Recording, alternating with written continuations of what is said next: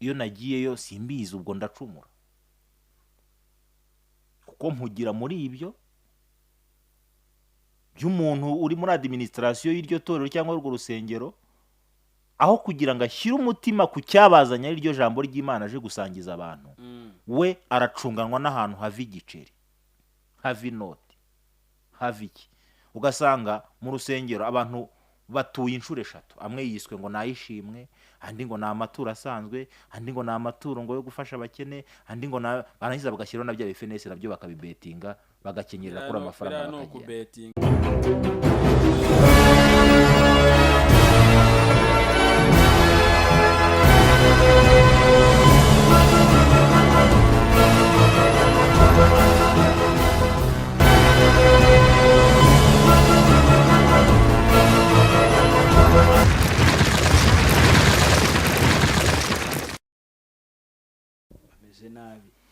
Hanyuma rero RY'UMUNYAMAKURU Suleiman washinze ikinyamakuru Dawa Rwanda TV, akaba n'umunyamakuru wacyo yacishije ubutumwa ku mbuga nkoranyambaga ze cyane cyane yishinganisha ku mukuru w'igihugu Paul Kagame, avuga ko hari abashaka kumugirira nabi azira akazi ke. Ku itariki ya 8/0 uyu mwaka nibwo ku rukuta rwe rwa Twitter rw'ikinyamakuru gikoresha amashusho Dawa Rwanda TV kibanda ku nkuru zijyanye n'imyemerere y'idini ya Islam hacishijwe ubutumwa bw'umuyobozi w'iki kinyamakuru usanzwe ari n'umunyamakuru w'umwuga. Ibi ariko rero byabanjirijwe n'ibaruwa yari ivuye mu biro by'umuryango w'abayisilamu mu Rwanda, Rwanda Muslim Community, ihagarika RY'UMUNYAMAKURU mu bikorwa byose by'ivugabutumwa birimo no gufata amashusho acisha ku muyoboro w'igitangazamakuru cye.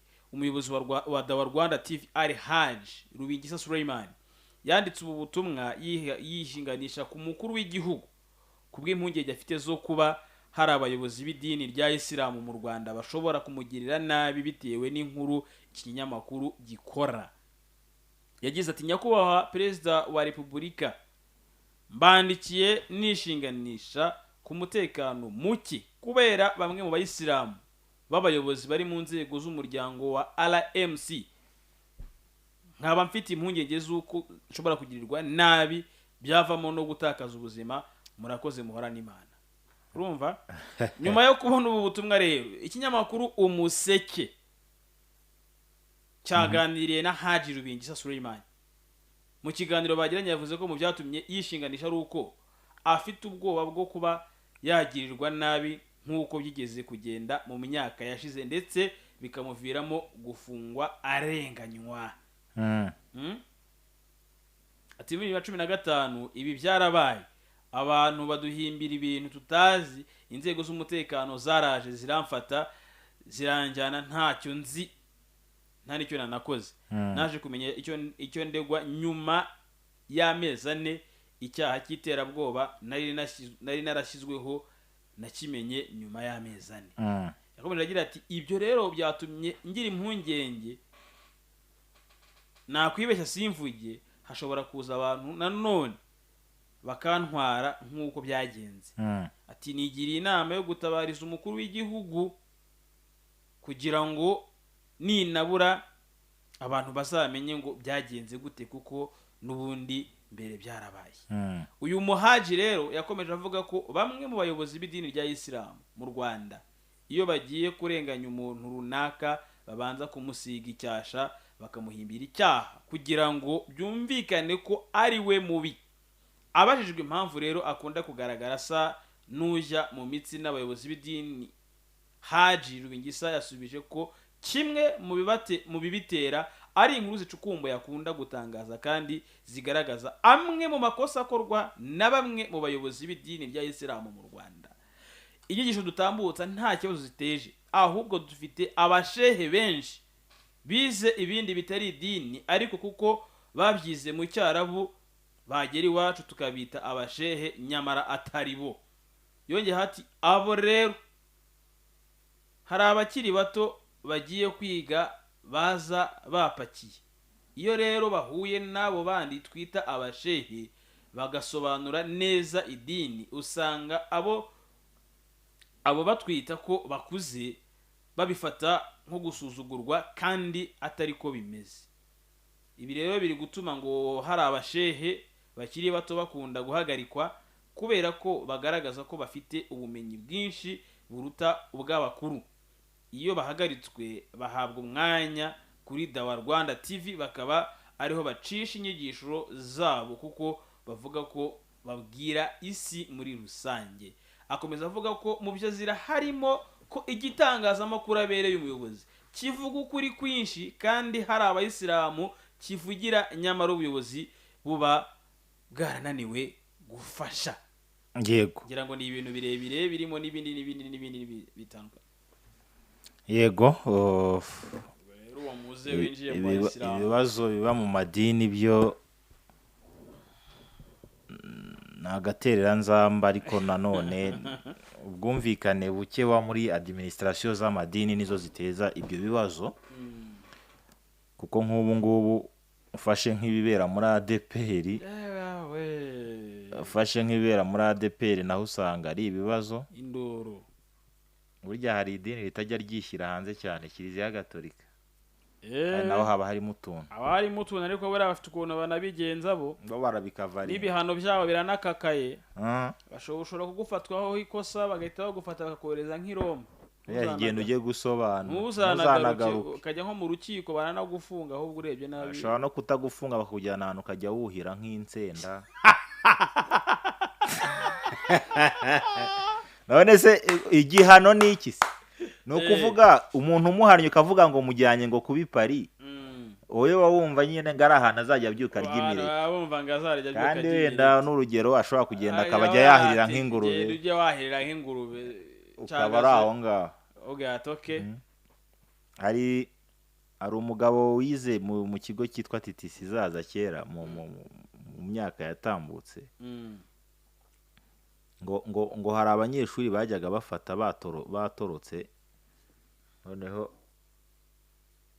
igihano babahaga ngo cyari cyo kujya gusarura ibigori. Abandi babyuka bajya mu ishuri, undi ngo akabyuka ajya gusarura ibigori. Ukirirwa iyo ngiyo ubyotsa, waharya wagira ute, ibyo ni ibikureba, ariko ukirirwaho kugeza igihe abandi banyeshuri batahiye. Wari kotsaho bingahe se ko bafite hegitari n'amahegitari yabaga yezeho ibigori. Wabyokeje inyota ikakwica ukajya gushakaho unywa amazi wasanga wabisigaye. Uriyo na diregiteri ngo yajyaga ngo kubareba akababwira ati mwokeje nta kibazo, ariko mugatema nka hegitari nka zingahe munabitonda, arumva icyo kikaba ari igihano. Abari rero ushobora gusanga wohereza i Burayi, twe tukagira ngo bagiye neza i Burayi ni mu kiruhuko cy'izabukuru agiye. Undi yabamwohereje atagiye kwiga, umenye uti kabaye. Hariho n'igihe ugenda buriya, ubundi ninde wababwiye yuko abantu bose babi Burayi cyangwa muri Amerika babayeho neza? Hariho n'igihe ugenda urumva, hariho n'igihe ugenda buriya bo banagira n'inkiko, ukajya mu rukiko ukajya kuburanira i Roma, ukagenda ukaburana hariya i Roma, ariko urana nko mu Kilatini se yajya bavuga ngo iki? Ntibaba bakizi ati usikopasi. Ntabwo wamwumvisha wa wundi wasomye ya baruwa ya Papa Francisco yari yandikiye ngo Franciscus yajya ati Franciscus Servorum Dei.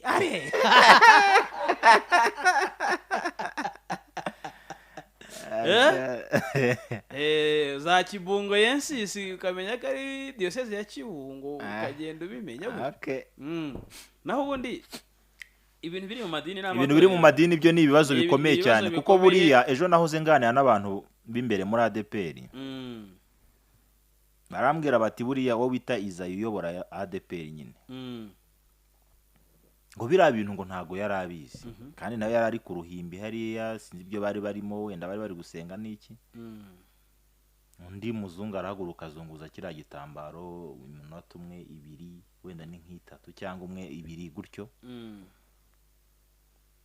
Ageze aho ngaho ngabona ni nko kuderanja na analize zabo bakoraga, ngati nka kiriya gitambaro kubona umuntu wo muri ADPR uzi icyo gisobanura ati ni bake. Batushobora gusanga nk'ubwo yarabibonye akagira ngo ni izafuri z'abazungu Urumva hashyushye cyane akaba ari nko kwihungiza ariko ntamenye ati buriya tushobora gusanga ataraneze n'igisobanuro akabona iruhande ariko hakaba bavuga bati irani diro. Ariko ku ruhande njye nanjye nabyumva pe, umuntu yagiye gusenga arangije akura igitambaro wenda mu isakoshi arakizunguza, ahubwo jye nkibaza ngo buriya nta kuntu amategeko yakabaye yaramukurikiranye uriya muzungu. kuva tutarabona ahantu ibijyanye n'abatinganyi gusa kuba byo byarabaye rwose ku manywa y'ihangu abantu barabibona. Ariko hari noneho umwe mu badeperi wambwiye ati biriya byari byarahanuwe ngo mu rusengero ngo hari abantu babihanuye muri uriya rusengero rwa Nyarugenge kuko niho kuri hedikota hari ngo hari umuntu ngo wasenze ngo hari muri adeperi ngo arahanura aravuga ati ngo umenya ngo nzabashyira ku karubanda. Ubwo rero ngo bagiye ku karubanda. Ikibazo ni kimwe rero, iyo habaye ibintu nka biriya abantu benshi bigira abajorokone cyangwa se bandabizi abahanuzi bamwe buharimo ntibigutangaze kuriya. Ubu mu zindi nsengero zo mu cyaro za ADP hari umuntu baba barashyize imbere ngarahanura, ubu rero ashobora kuba ari gukangisha biriya ati nayo narabibabwiye ati ko Imana izabashyira hanze, ati none dore amabendera y'abatinganye mu rusengero n'ibikini yawe, ati mwihane. Ubwo abantu batangiye kujya gutura ihene ahantu mu cyaro. Rimwe na rimwe n'uwo muntu ni no kubihanura ushobora gusanga nawe yarabyufishe kuri radio nk'uko turi kubivuga. Gusa ikigaragara cyo uriya muzungu ntago nangiye kuvuga ngo yarahitumye.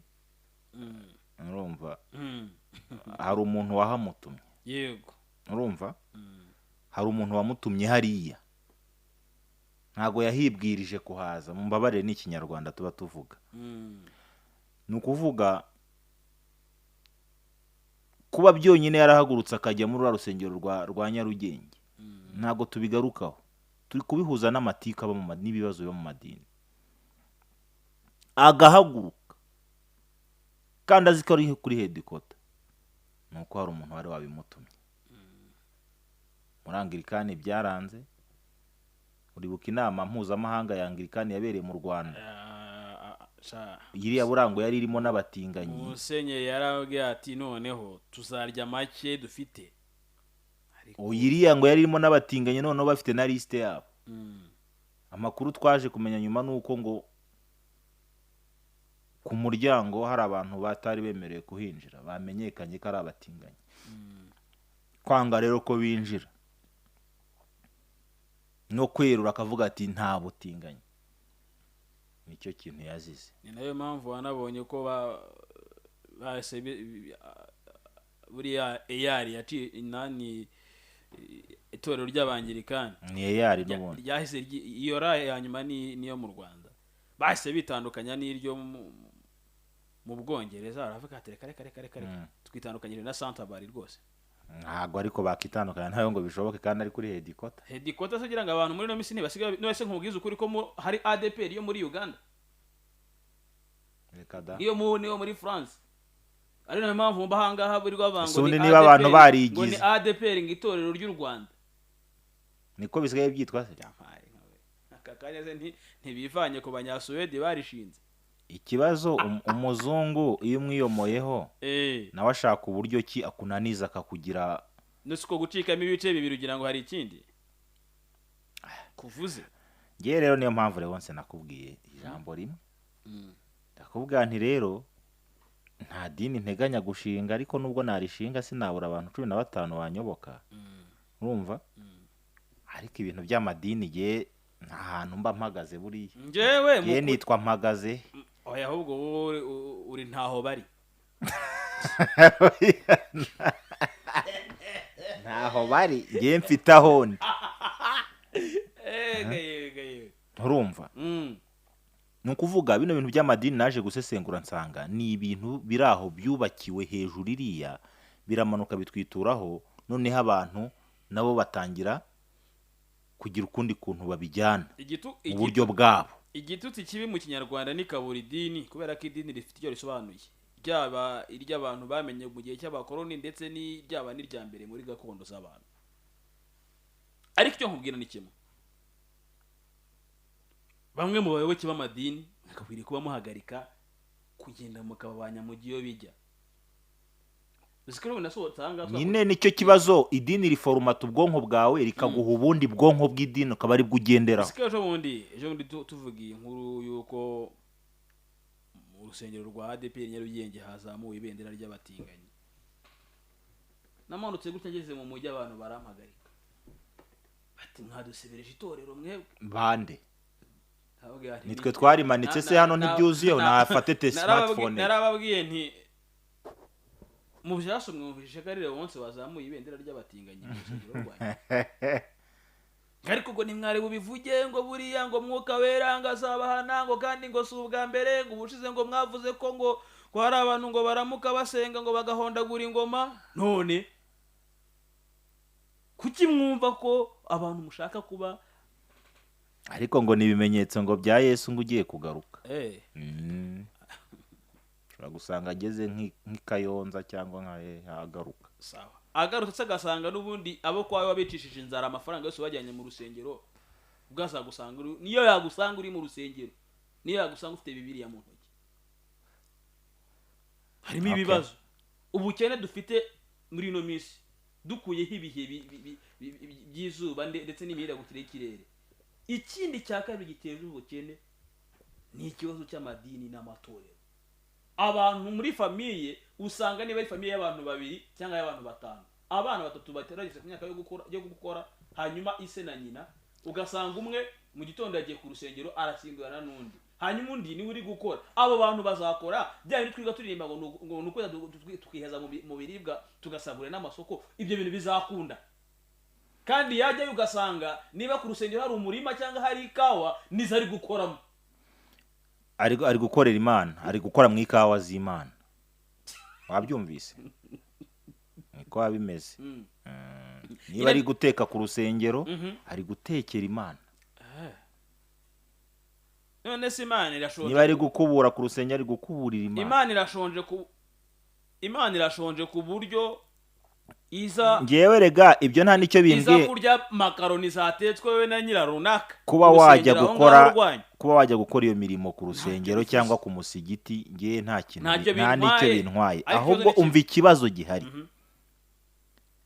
Abayobozi b'amadini n'amatorero, ndibanda cyane ku matorero, kuko niho usanga harimo utuntu tw'abantu abayoboke bamaze kwatakwa n'ubujiji buturuka kuri ibyo bintu. Ni gute umuntu atema igitoki abana bakariye akakikuzanira akakijyana mu rusengero ngo agiye kugitura Imana, noneho ni umukene? Nta mukire ndabona wazanye igitoki mu rusengero. Cyangwa se ngo abafite iduka ririmo miliyoni 40 azana umufuka w'umuceri mu rusengero, ntawe ndabona. Abenshi bazana imyumbati, ibifenesi, amapapayi, ugasanga ipapayi rya 300 riguze 2. Bira nabyo n'ubujura. Ni gute umuntu agenda akavuga biriya n'ubujura? Ni gute umuntu azana igi rimwe mu rusengero cyangwa 3 akagura 2, arahiza amajya 3 akagura 5,000 ngo 5 rimwe ngo 2 ngo 3 sinzi. Noneho uri muntu ububiyoboye uri coordinating ibyo bintu n'abanyamitwe, arabanza akabitegereza akabanyuzamo amaso. No kuvuga ngewe impamvu ntakunda kujya mu rusengero, iyo nagiyeyo simbizi ubwo ndacumura, kuko mpugira muri ibyo by'umuntu uri muri administration y'iryo torero cyangwa urwo rusengero, aho kugira ngo ashyire umutima ku cyabazanya iryo jambo ry'Imana aje gusangiza abantu. We aracunganwa n'ahantu hava igiceri, hava inoti, hava iki. Ugasanga mu rusengero abantu batuye inshuro 3, amwe yiswe ngo nayishimwe, andi ngo na amaturo asanzwe, andi ngo na amaturo ngo yo gufasha abakene, andi ngo barangiza bagashyiraho nabyo bifenesi nabyo bakabibetinga bagakenyerera kuri amafaranga bakagira. Igifenesi umuntu yaguze 300 agishyira hari akigagura 4,000. Iyo se misirangiye nako guterana birangiye, niba ari iki byose bakanyura no muri ya makorari ay'abana mufite angahe mwazanya angahe bakanyura mu mihimbazo, niba ari imihimbazo, niba ari imiryango remezo, niba ari maginga ya ntidufite abantu b'abasore bari aho ngaho babuse n'urwibakira inzu y'ibati, ariko korari yavuga ko hakenewe uniform uzi mu 40, ikoti n'ipantaro ugasanga yabiguze ariko ikibikubwira ni iki arabigura ariko ugasanga umukandara yambaye yatebeje warapfumutse aho kufungira haraciye inkweto amano maragaragara ahubwo isogisi ryapfumutse ku giti isogisi ryacitse agatsitsiro kandi yabonye 140 byo kugura costume rikasha ibintu kubona hanga ko tubizi umuntu uzakunda itorero akibagirwa umuryango we uwo nguwo Imana izamuhana yihanukiriye ntago nzi niba hari ahantu byanditse ariko ngenda bibabwiye mu izina rya Yesu wowe urambwira filozofi iri gufata ihene uri umugore ngo ugiye kuyitura mu rusengero umugabo yakubwira ati ntayo jyana mu gashwana hari ngo zasenyutse gutyo aho kugira ngo njyane ihene nayibaga ahubwo nkajyana umutwe wonyine aba ari wo ntura ugatura umutwe basi izindi nkazigurisha ntasoni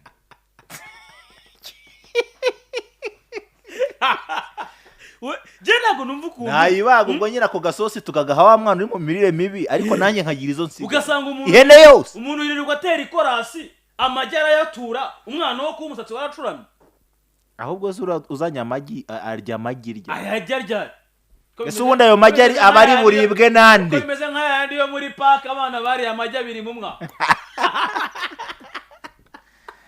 now ibi ngibi iyo tubivuga ntago ari kurwanya imyemerere cyangwa iki ariko nanone abantu bagire limite bagira ahantu bagarukira mugira ahantu mugarukira mugira umwanya wo gukora mugira umwanya wo kuganira iwanyu nk'umuryango mugira umwanya wo kurya no kunywa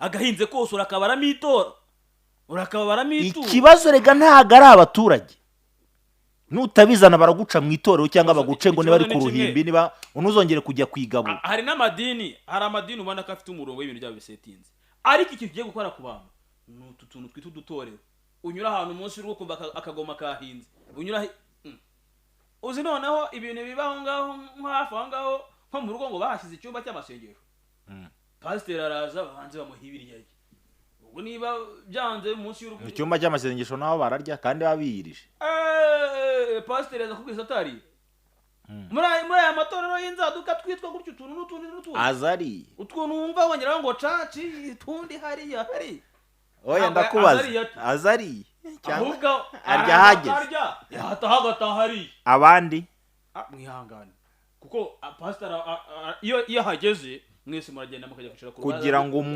ku rubaraza rw'inzu munsi aho ngaho akajya mu nzu muri sare akabanza akarya ameza bakayahanagura neza akabwira ati kugira ngo umwuka ukore neza umwuka noneho umwuka kugira ukore niho handi uvamo umwuka w'ibitunguru n'injanga ariko azari mu mavuta ntumbaza niba ari amamesa cyangwa se urumva nyamuneka mureke kurya utw'abaturage umuturage arabazwa mituweli umuturage arabazwa ejo heza arabazwa n'utundi tuntu mu nzego z'ibanze bamwaka tumwe na tumwe agere mu itorero koko umuntu ufite uhinga kuri metero 30 kuri 40 ubwo azasigara ni none reka nkubaza umuntu inzara iramwica akabashinja urusengero nkaho yahinze rimwe na rimwe ariko sinzi impamvu abadepite hari ikintu bize gutora ntiwabonye ahantu hari zayo ni tempo hahoze iki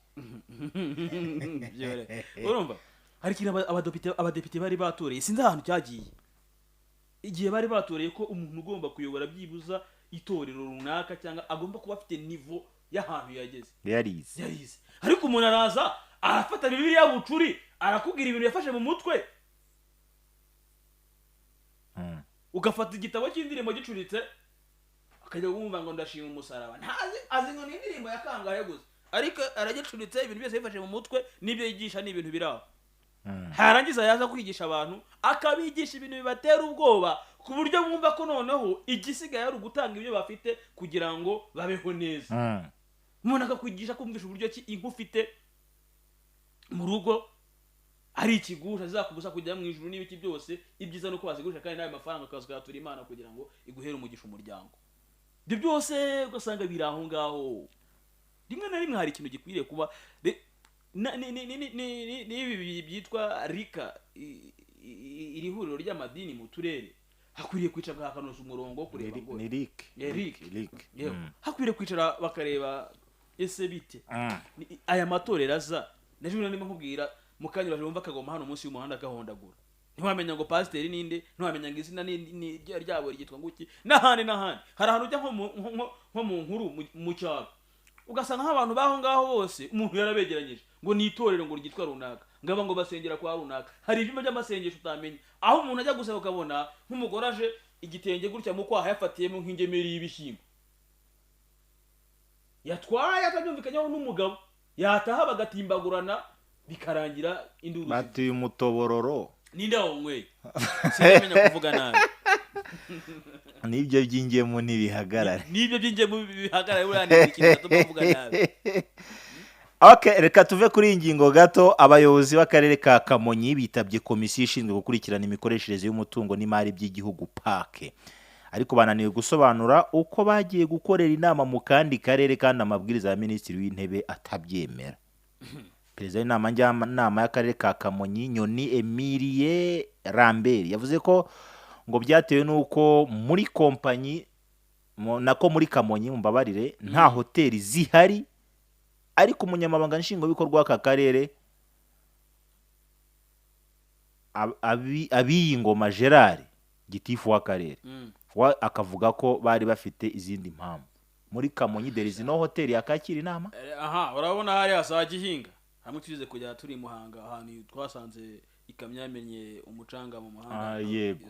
Iyo hazamutse yurenze hari ikintu cya mbere uhimukiraho ni guest house ifatwa nk'ari na yakira abantu hariya Ikamonyi.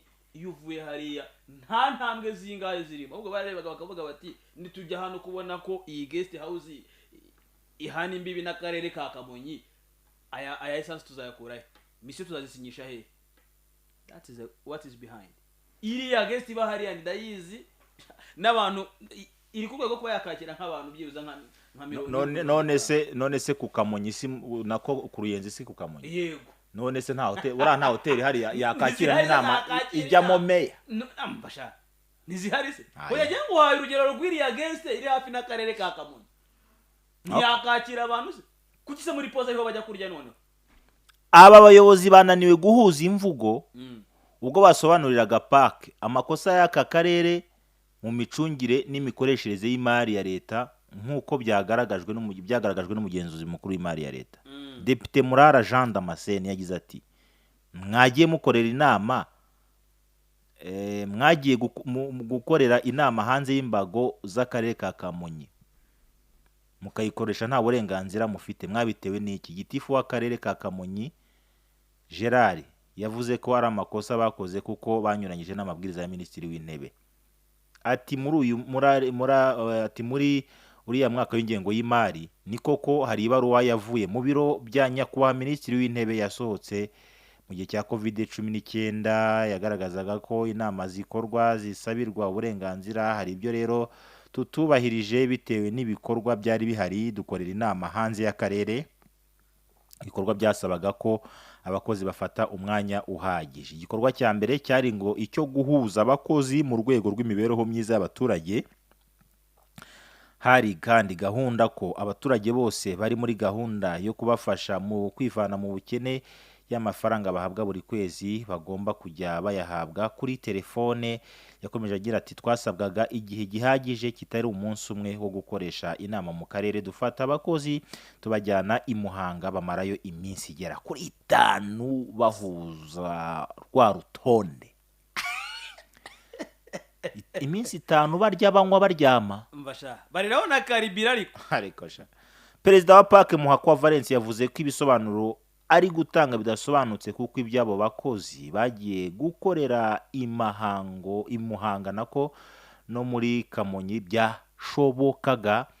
Ati none se urumva umuyobozi wasabye ko mu gihe mujya gukorera hanze y'akarere kanyu mubisabira uburenganzira mwaramwubashye, muravuga muti amafaranga yari mu ngengo y'imari, ariko muravuze muti uwadusabye ko tujya dukorera inama mu karere kacu igihe twaba tubona ko turi bukorere inama hanze y'akarere tugasaba uburenganzira ntibabusabye muti ariko twebwe dufite amafaranga turigira i Muhanga. Ati ibi rero ati ibi byagombaga gusaba ko mujyi Muhanga. ati ingero waduhaye hari ibitari ngombwa mufite ibaruwa ibisaba gusaba uburenganzira none mwakoze ati mufite ibaruwa isaba ubwo burenganzira bwo kujya gukorera hanze ya Kamonyi. Depite Mutesi Anita ati mwabirenzeho mubizi murabikora. Niya mwarabirenzeho mubizi mukabikora ni kosa.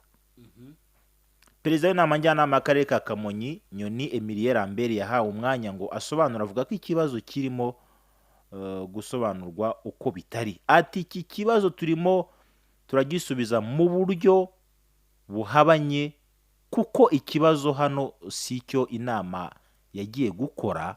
Ati ikibazo naho inama yabereye. Ati muri Kamonyi dufite ikibazo cy'uko nta bikorwa remezo bihari by'amahoteli zishobora kwakira abantu benshi kubera n'imiterere yaho. Ubigize ati ntiwabona umuntu uhaza. Nyoni yasabye imbabazi avuga ko ibyakozwe binyuranyije n'amabwiriza yashyizweho na Minisitiri w'Intebe. Ati inama rero yaduciye muri humye twebwe nk'abajyanama ntabwo twayimenye ariko ngo habaga no kuvuga ngo abandi baragenda turavuga tuti ubwinshi bw'abanyamakosa ntabwo bukuraho ikosa.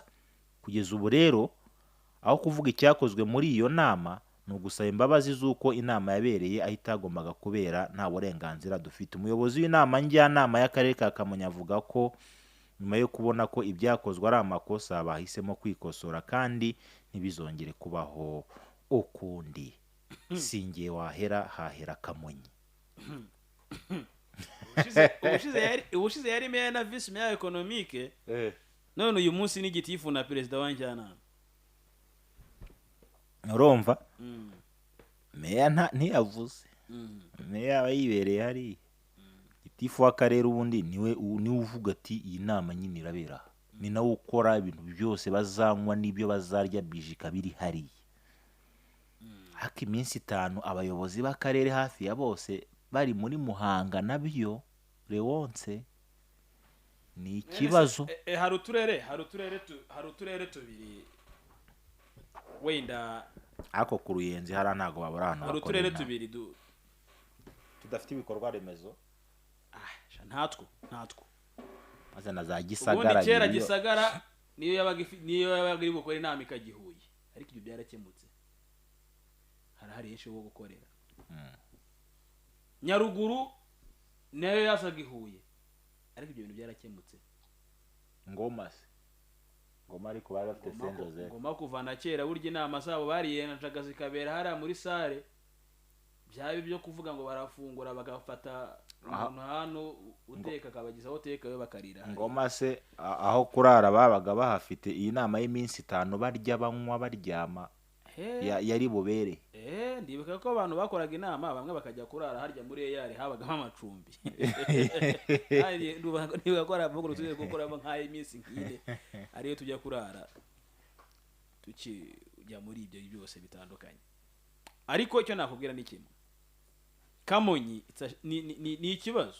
Ndaguhaye urugero rw'uko guest iri rwo kwakira abayobozi even na minister yo yagiye muri press conference cyangwa se yagiye kubasura.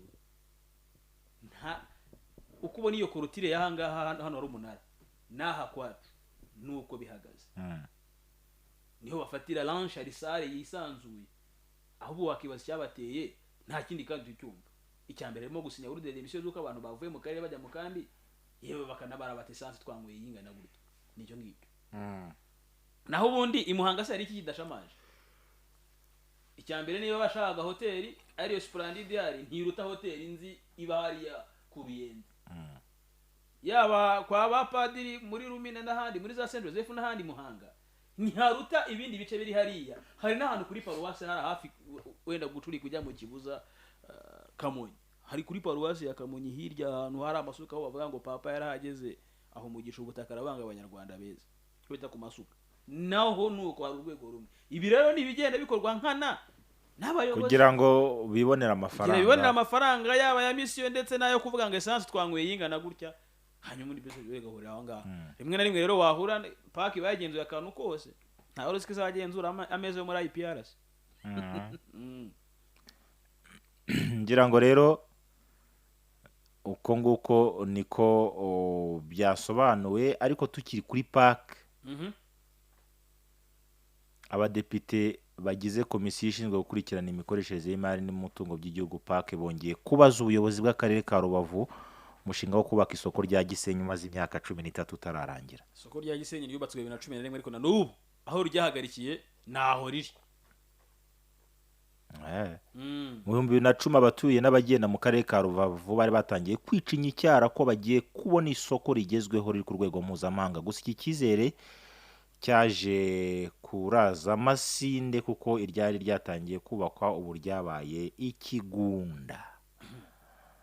Abadepite rero babajije impamvu iri soko ritararangira. Iri soko rya Gisenyi ryari ryatangiye kubakwa n'akarere mu 2010 kaza kunanirwa biturutse ku mikoro, rigurishwa sosiyete ya niba ari Ababa, sinzi uko babisoma, Limited.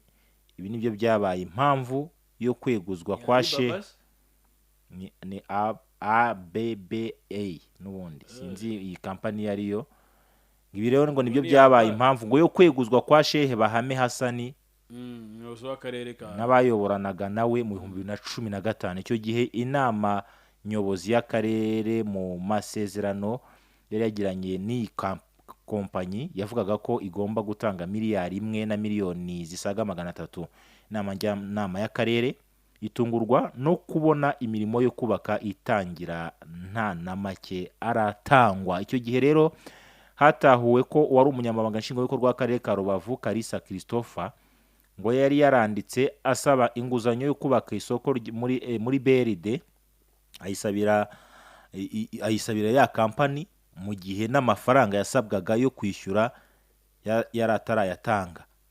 Ibyo byose ngo bigakorwa inama njyanama y'akarere nta byizi. Byatumye rero abari abayobozi b'akarere beguzwa ndetse bakurikiranwa n'ubutabera, haseswa n'amasezerano bari baragiranye na ya company kuko bari bagurishije umutungo bwite wa leta. Umunyamabanga nshingwabikorwa w'akarere Ruhamyambuga Olivier yavuze ko hari umuvuno mushya wafashwe n'aka karere ari wo gukorana n'abikorera kugira ngo bahuze imbaraga. Ni ibintu ariko nabyo bitatanze umusaruro kuko ubushobozi bwakomeje kuba buke.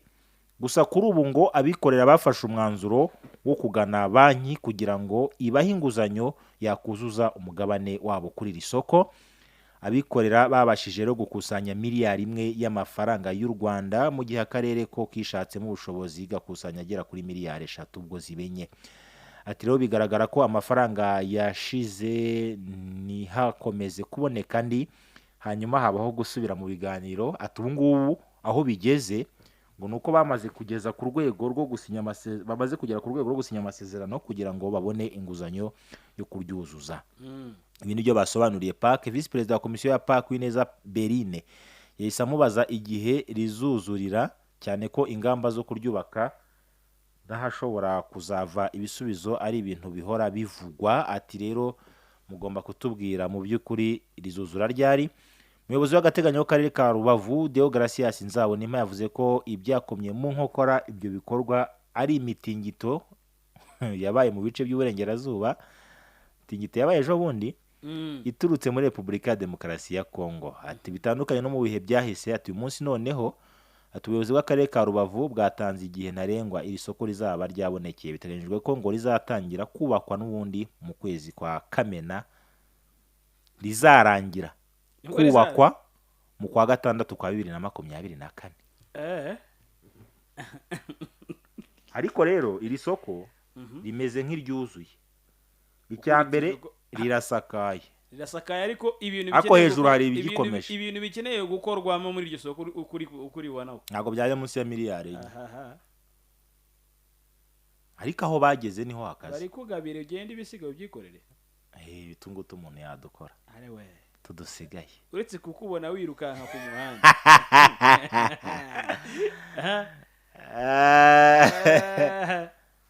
Ikaye. Yango rero ubwo nuko nguko umuntu yabivuga ibya PAC. hanyuma tunyure no mu yandi makuru ari kuvugwa mu kanya duke tunerekeza kuri ya nkuru y'umuntu wataye uruhinja ahantu tubone kubaha n'umwanya ngira ngo ariko n'ubundi n'amakuru agezweho urebye umuntu yavuga nayo ngayo ahubwo twigire kuri ya nkuru ngo byagenze bite. ku munsi w'ejo rero ku isaha y'isa 11 z'umugoroba bw'abaturage bari bari mu nteko z'abaturage abana ngo bagize batya bashobora kuba barajyaga nko guhwehura cyangwa se gutashya n'abavuga gusenya biterwa n'aho umuntu aturuka gira batya babona uruhinja bagenda batabaza bati nyaboneka ibyo tubonye hariya muze murebe.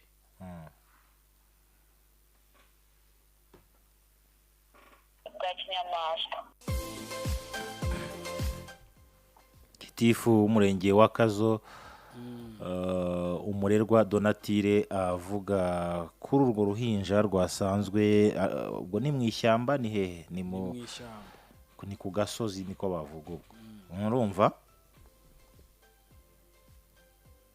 abakobwa muri iki gihe n'ibyo nababwiye ntimwakoresheje udukingirizo niba kwifata bikunaniye indirindi ijyamo urebaye sasa tuvuge yuko utwaye inda utabiteganyije nta n'ibyo ukeneye yewe n'ababyeyi baragucunaguje wayiguteye arakwihakanye hari n'igihe rimwe na rimwe abakobwa baterwa inda ntibamenye abazibateye iyo nayo ni kesi ukwayo umuntu agatwara inda ariko akaba atavuga ngo ninde wayinteye akajya kuyegeka ku wabonye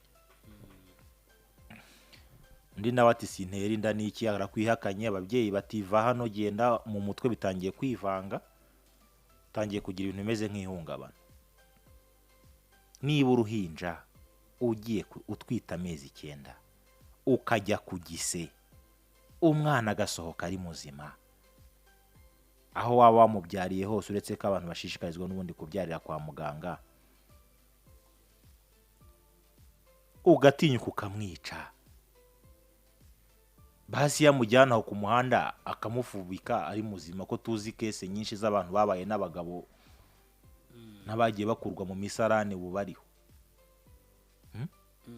Njye nabonye umukobwa mwiza w'inkumi mu karere ka Muhanga barambwira ngo uriya mukobwa amateka ye arasharira ngo bamukuye mu bwiherero abantu bakoresha abantu baramanukamo hasi baragenda baramuzamura ubu ni umukobwa w'inkumi ushima Imana. Urwo ruhinja uritereka ku muhanda koko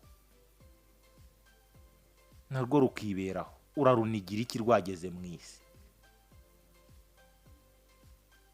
urajugunye urirutse uteje abantu ibibazo iyo rushyira ku murengese w'akazu cyangwa hari imbere kuri ntuza hariya kuri meteo basi kimbeho yarukubita rukarira ni hano mpande ubwo ni hano munsi gutya mpande ni munsi muri kino gice cya cyangwa yaruhasize ari ruzima asanga rupfa nyuma wenda ntawamenye ibyo ni ibyemezwa n'abaganga cyangwa se n'ibindi bindi. Ngaho namwe mutubwire nk'iki kintu umuntu azakigenza ate?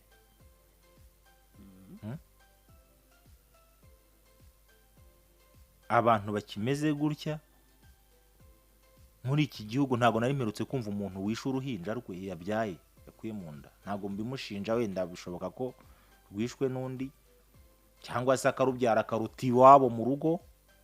Burya nuko tubivuga ushobora gusanga yarubyaye akaruti iwabo mu rugo nyina yareba akavuga ati uruhinja se nzaruheka nawe akaba ariho ahubwo ujya kurujugunya aho ngaho. Nabyo birashoboka. Ibintu byo kuri iyi si ntiwamenya ariko ubwo inzego zibishinzwe ziri gukora iperereza kugira ngo zirebe ko nibura hari icyo zakora. Ariko biteye agahinda. Biteye agahinda biranababaje. Hari abo tujya twumva bajugunya mu bwiherero, hari abo tujya twumva bashyira mu gakarito agatereka ahantu azi ko hahurira abantu benshi. ubundi akigendera. Kubyara umwana ukamwica akajya hara ukajugunya hara ku muhanda nkuko ujugunya imbeba hari. imbeba se apfa kuyijugunya uko yaboneye RDB kubonye mwaguru ntimwakicana urayishyingura. Reka twumve icyo abaturage bavuga nta nubwo ari n'ingingo gusa mutubwire. Biteye agahinda. Twebwe icyo tuba tugamije nuko niba utwitinda ukaba utwumva ibibazo byarakurenze, ndagira ngo nkumenyeshe yuko umwanzuro si ukujugunya rwa ruhinja, kuko buri ikintu cya mbere nababwira, uburyo bwose watwitamo, uburyo bwose wabyaramo, umwana n'inzirakarengane z'ibibazo n'amafuti wanyuzemo. Ntabwo umwana akwiriye kuryozwa amabara wakoze. Reka mbivuge gutyo mu mvugo y'ubu nibwo biri bwumvikana hari neza. Ntabwo umwana akwiriye kubiryozwa. Alo? Yego. Aba bantu bajya bitirira inyamaswa ibibazo bitayiriho. Bose nyine bakavuga ngo umuntu yakoze igikorwa cya kinyamaswa. Inyamaswa baba bayibeshye kuko nta iratinyuka guta umwana wayo. Si ibyo se? Kuko inyamaswa yubaha icyo yabyaye. N'icyo ituranye nacyo icyo ari cyo cyose iracyubaha. Ariko twebwe abantu iyo tujye tukavuga ngo runaka mwakoze igikorwa cya kinyamaswa, inyamaswa tuba n'uwibeshye. Nta nyamaswa ibaho yakora nk'ibyo Kazungu yakoze. Nta nyamaswa ibaho ishobora gukora ibyo bintu. Ahubwo ubu ngabo baba barataye umuco wa kimuntu. Bakinjira mu muco, sinzi ntabwo navuga ngo ni wa kinyamaswa kuko inyamaswa yo ntiyabikora.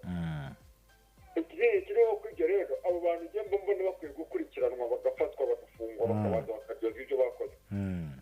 Kuko sinzi yatwitinda ntawe umufashe ku ngufu. None nimba ntawe umufashe ku ngufu navuga wamuteye nawe bamukurikirane amufashe kumurera, kuko umwana n'uw'igihugu nawe yamaze kumubyara ntabwo aba akiri uwe, ni uwa leta. Icyo ngicyo rero agomba kugikurikiranwaho. Ikindi mwavuze kuri uriya muhazi n'ikinyamakuru cye. Umuntu nimba abona ari gukurikiranwa n'ubundi kwishinganya ni ngombwa. Niyishinganye ku giti cye, akwiye gushinganya abamukurikira cyangwa se ngashinganye idini, kuko idini ni idini ntabwo ari irye. Idini ni iry'Imana. We kubwe n'abafitanye nabo ikibazo nabareke, noneho babakurikirane nk'inzego zihari zabishinzwe kubakurikirana, kuko ntazibana zidakomanya amahembe kandi ziri mu kibumbiro kimwe cyangwa se ziri no kurira muri manjwari imwe zikakomanya amahembe, kuko kandi ziba zibana ntabwo ziba zanganye. Icyo umuntu apfa n'undi rero nicyo bakwiye gushyira ku mugaragaro. Murakoze, reka dukurikirane abandi. Sawa Abdallah, urakoze cyane. Ati nta nyamaswa ishobora gukora nk'ibyo. Alo? Yego. Waramutse neza? Birababaje cyane kuri uwo muntu cyangwa se kuri uwo mwana. Mu by'ukuri rero bagenzure neza uriya muntu ashobora kuba atari umuntu wari usanzwe ubyara w'umumama, ari umukobwa. Kuko cyane buriya nk'umukobwa iyo atwite akabyara, byarangiza cyane nk'aba bantu babyariye iwabo hari ukuntu hahura n'uwaba yaramutenda, yamubwira nk'ikintu nko kugira ngo amwakirane yombi, ahubwo akamusubiza nk'ikijambo kibi kigatuma nawe yafata icyemezo nk'icyo. Ariko umuntu uzi ubwenge, umuntu nyamuntu nyine wabyaye, cyangwa se nk'umuntu w'umusore nawe uzi ibyaba byarabaye, wenda akaba yaratse nk'umukobwa inda, nyuma yaho akaza kumucyura muri urwo rugamba rwinshi, ntabwo yakwifuza kwihekura umwana. Baramubona cyane, kuko umuntu wabyaye vuba atarabibekana, ubwo se yaba asanzwe atatuye mu bantu, nyine yabikoze nta n'ikindi gihano wamuhanisha, kuko igihano ubwe yakisabiye n'ubundi yagikoze, ahubwo muri we hasigaye kugira ngo ashakishwa afate gusa impaka zicike n'abandi babirebereho. Mwakoze cyane, turabakurikiye. Urakoze cyane. Ngira ngo rero ni ibitekerezo by'abaturage bati nta muntu wagakwiriye kuba akora ibyo. Mbibutse yuko icyo twebwe turi kuvuga ubu tuvugana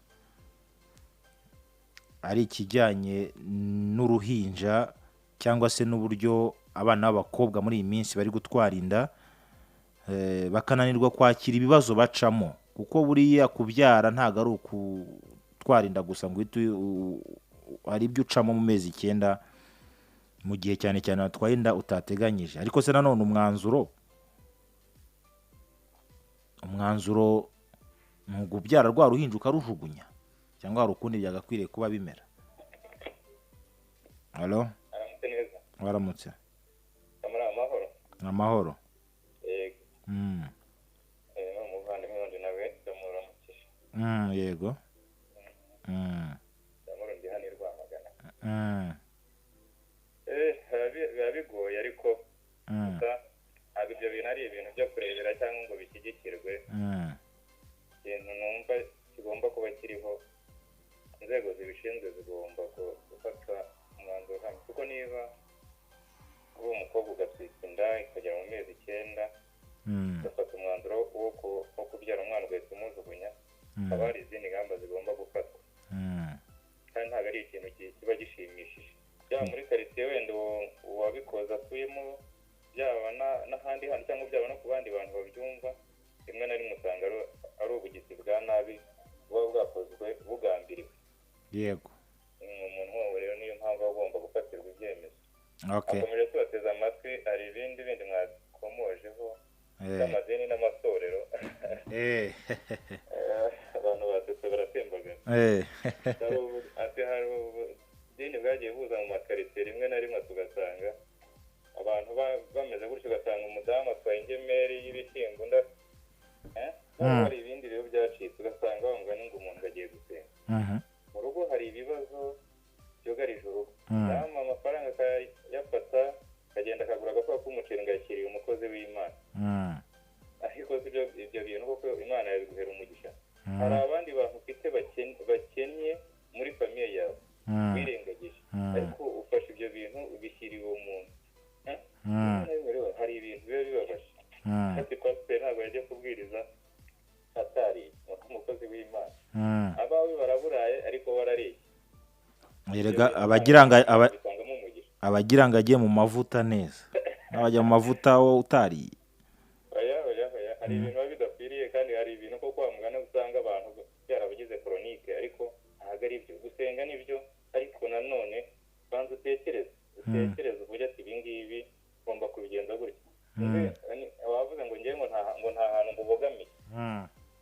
Wavuze ngo nta hantu mbogamiye, ariko nibyo, kuko rimwe na rimwe hari ibintu usanga ukareba wenda ukavuga ati umuntu ibintu byamugize imbata.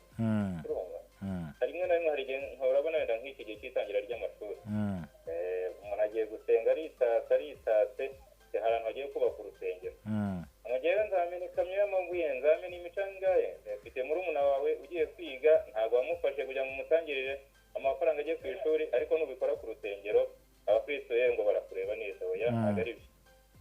Abantu tujye dukora, tunatekereze. Niba ufite abavandimwe cyangwa niba ufite n'ababyeyi, bantu utekereze kimwe ugomba gukora kugira ngo abantu nabo bagire aho bava, bagire n'aho bagera.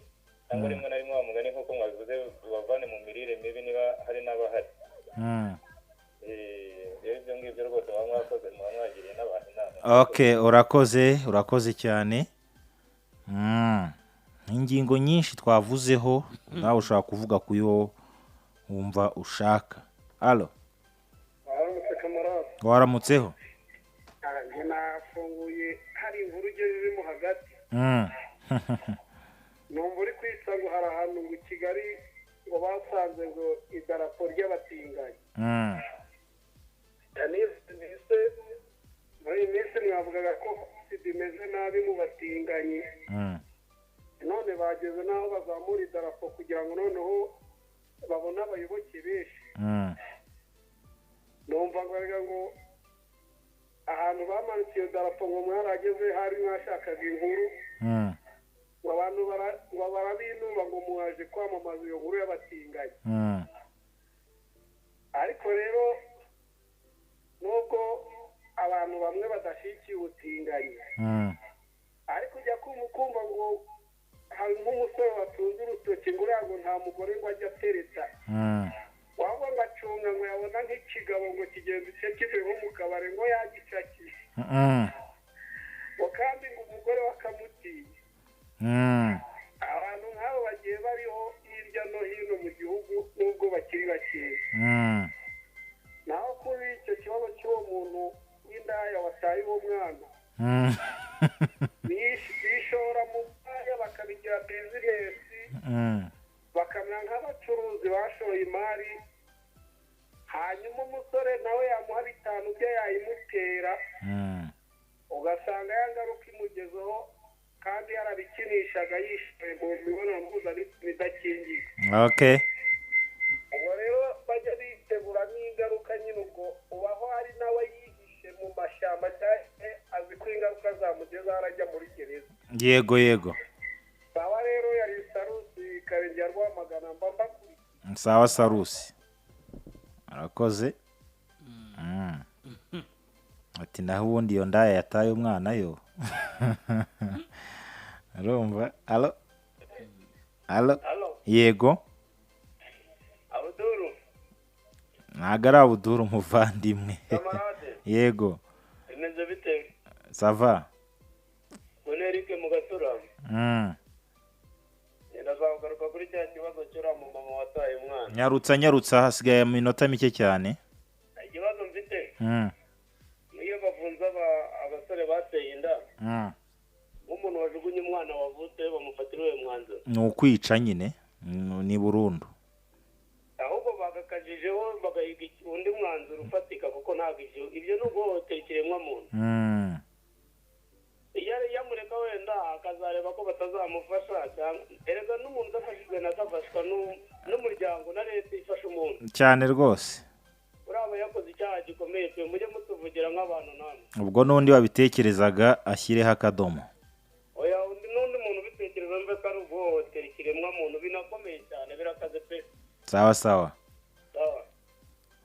ngira ngo rero dusigaranye iminota mike turakira abantu nka 2 Alo